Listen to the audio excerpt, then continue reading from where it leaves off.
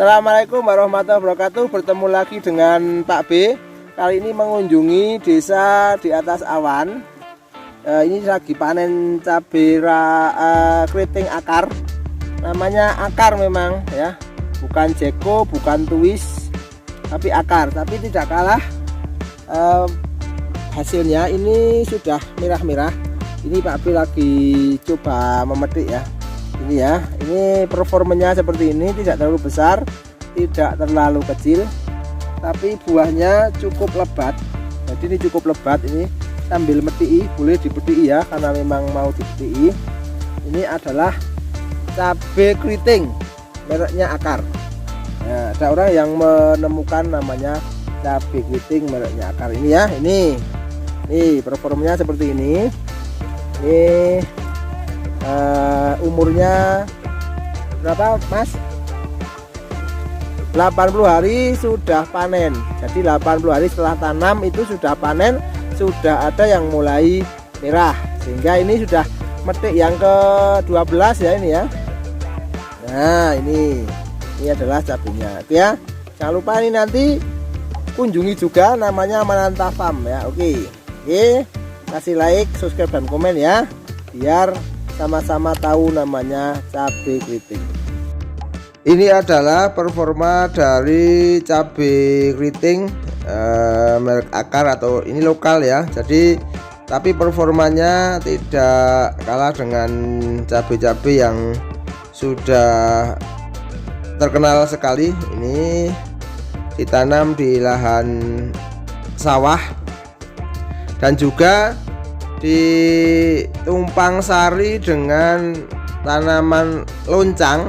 Nah, ini juga ada tanaman loncang, juga di beberapa sebelahnya juga ada juga ditanami cabai rawit putih merek mahkota. Nah, ini performanya, ini memang pada dasarnya adalah lagi panen. Nah, ini Pak B sambil mereview sambil memanen ya.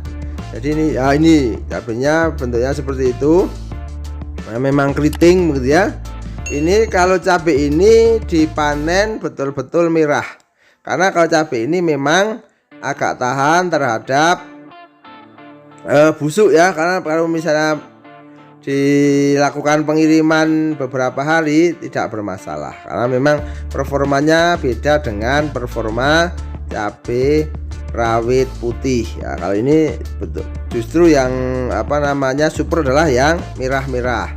Kalau yang cabai rawit putih itu yang sebelum merah itu malah yang super, karena memang harus mengalami pengiriman yang jauh untuk dijual ke tempat yang lain itu ya, dipasok ke tempat yang lain. Ini Pak B masih melakukan pemanenan. Jadi mana ini yang merah-merah, yang merah-merah. Dan ini juga nanti ketika sampai rumah itu masih diseleksi lagi. Ada beberapa cabai yang performanya kurang bagus atau mutunya kurang bagus, dipisahkan, sehingga nantinya ketika dijual itu harga antara yang super dengan yang tidak itu akan berbeda. Ini yang super ya. Ini metik langsung di taman atau di kebun cabai. Ini tetap pakai mulsa ya, jadi pakai mulsa hitam perak, yaitu MHP, mulsa plastik hitam perak ya. Guna ini cabai super kalau ini ya. Ini yang supernya seperti ini. Ini adalah hasil dari panen cabai keriting dengan merek akar ya. Ini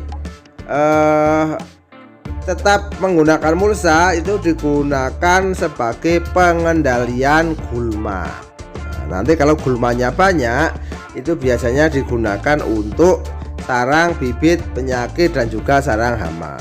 Tapi walaupun tetap ada gulmanya, tapi tidak begitu berpengaruh terhadap pertumbuhan tanaman cabai, sehingga cabai bisa menghasilkan buah yang lebat, buah yang bagus, buah yang bermutu baik atau bermutu super. Ini cabainya seperti itu.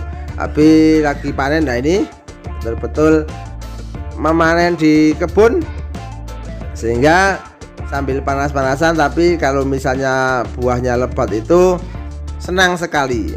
Harapan petani adalah buahnya lebat, pohonnya sehat dan harganya bersahabat ya, harganya bersahabat dan cenderung tinggi. Sehingga apa? Sehingga biaya operasional tertutupi dan mendapatkan hasil lebih untuk bisa digunakan operasional yang lain. Digunakan operasional yang lain ya, digunakan operasional yang lain selanjutnya gitu ya itu. Nah, kalau petani yang agak rajin ditanami beberapa, ada juga yang loncang, ada juga yang bawang merah maupun bawang putih di sekitarnya, ada tumpang sari gitu ya. Ini tapi lagi panen nih, memang senang kalau panen ini, kalau pas panen senang. Yang gak senang itu ketika pas awal-awal budidaya, persiapan lahan, membawa pupuk, menanam, memelihara itu memang kalau yang tidak tahan uji, tahan banting, nah terus pada saat panen harganya kurang bersahabat biasanya terus menyerah gitu ya. Tapi kalau petani-petani yang tangguh itu mau harga berapapun itu tetap aja menanam dengan sungguh-sungguh. Karena apa? Karena akan ada siklus, yaitu harga tinggi, terus kadang rendah, kadang harga biasa. Itu sudah menjadi sebuah kewajaran dalam berbudidaya atau budidaya di bidang pertanian. Tuh, ini masih proses memanen. Jadi manen cabai keriting. Kalau ini malah mereknya lokal. Jadi cabai keriting ini mereknya lokal, tapi hasilnya atau performanya tidak kalah dengan cabai-cabai yang lain ya. Dengan cabai-cabai yang mereknya sudah terkenal. Ini performanya kali ini adalah sudah merah-merah. Ini memang sudah saatnya atau harus dipetik. Karena ini memang petik merah.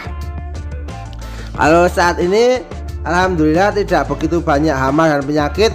Untuk patek juga tidak begitu.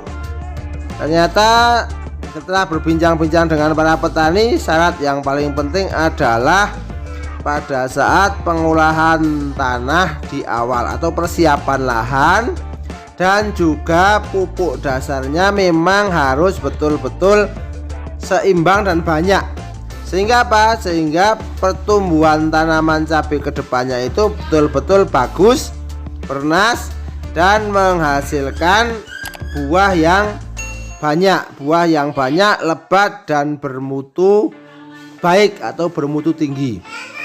Kalau soal harga adalah tergantung dari pasar. Kalau saat barang banyak atau buahnya banyak atau cabainya itu banyak, biasanya harganya agak menurun. Tapi begitu barang atau cabainya sedikit, biasanya harganya naik. Itu seperti itu. Oke, semoga bermanfaat, semoga menginspirasi. See you next time. Assalamualaikum warahmatullahi wabarakatuh.